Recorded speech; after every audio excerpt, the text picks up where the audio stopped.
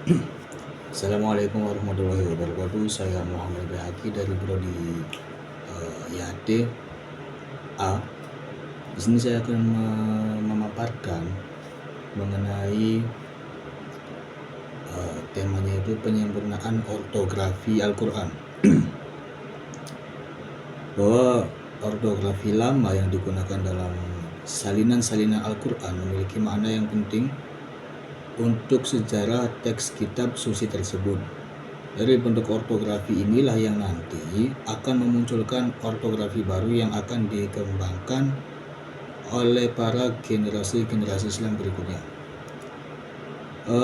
Adapun karakteristik ortografi Utsmani yang mungkin saya paparkan tidak selengkapnya, yaitu jika kita melihat dari ulumul Quran, terdapat kaidah-kaidah di dalamnya mencakup proses Utsmani.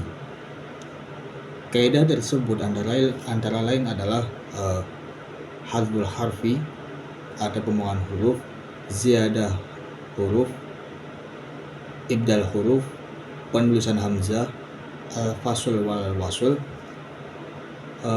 Dua qiraat ditulis dengan salah satunya, dan 7 itu penulisan hata'nits. Selain itu, di dalam penjelasan buku rekonstruksi sejarah Al-Quran juga terdapat huruf vokal panjang yang dibaca A dalam mushaf Utsmani sering ditulis dengan huruf ya atau wawu. Imala juga memainkan peran penting dalam pembacaan Al-Quran. Kasus penulisan dengan wawu untuk vokal panjang A bisa ditemukan misalnya lafaz sholah, zakah, haya, najah, riba, dan lainnya yang sepadan dengan contoh yang tadi.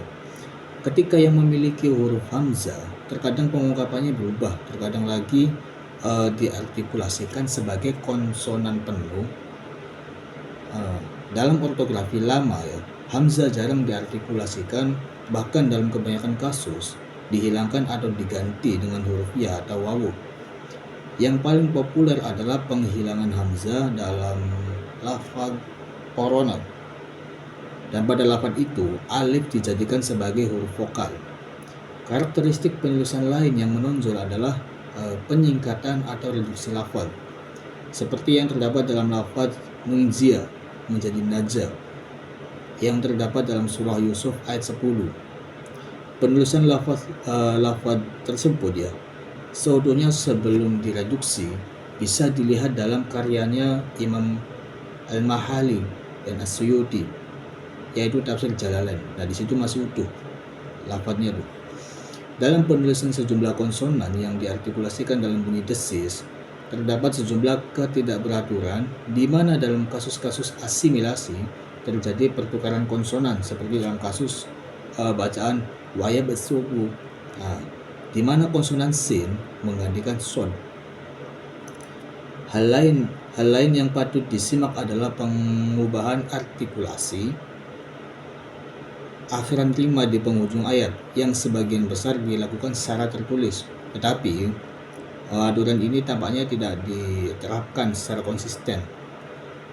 Adapun latar belakang dalam penyempurnaan rasam Al-Quran ini ya, lantaran ketidaksempurnaan aksara Arab yang ketika itu digunakan untuk menyalin Al-Quran, dan ini juga merupakan penyebab timbulnya perbedaan bacaan Al-Quran.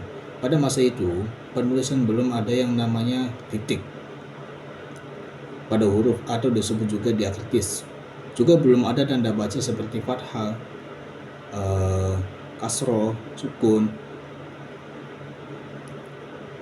Untuk kali ini ya, karena dikhawatirkan terdapat kekeliruan dalam pembacaannya, maka diperlukannya penyempurnaan rasam Utsmani.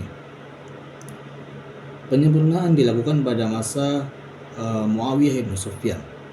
Namun yang melopori langkah ini adalah Ziyad bin Samiyah, yang ketika itu meminta Abu Aswad Ad-Du'ali agar menciptakan tanda-tanda baca dan membubuhkannya ke dalam mushaf guna menghindari kekeliruan pembacaan.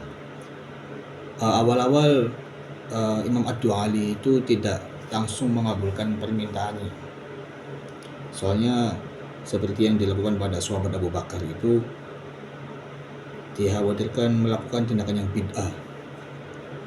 Namun ketika beliau mendengar sendiri orang keliru membaca bagian Al-Quran, akhirnya menyanggupi permintaan Ziyad. Beliau di sini hanya memperkenalkan tanda-tanda vokal yang penting, kemudian disempurnakan oleh Khalil ibnu Ahmad. Hingga pada masa Abdul Malik bin Marwan, Al-Hajjaj menyuruh kedua muridnya Du'ali untuk melanjutkan penyempurnaan berupa pengintroduksian titik-titik kritis itu. Ya mungkin itu pemaparan dari saya mengenai penyempurnaan ortografi Al-Quran. Kurang-kurangnya mohon maaf. Assalamualaikum warahmatullahi wabarakatuh.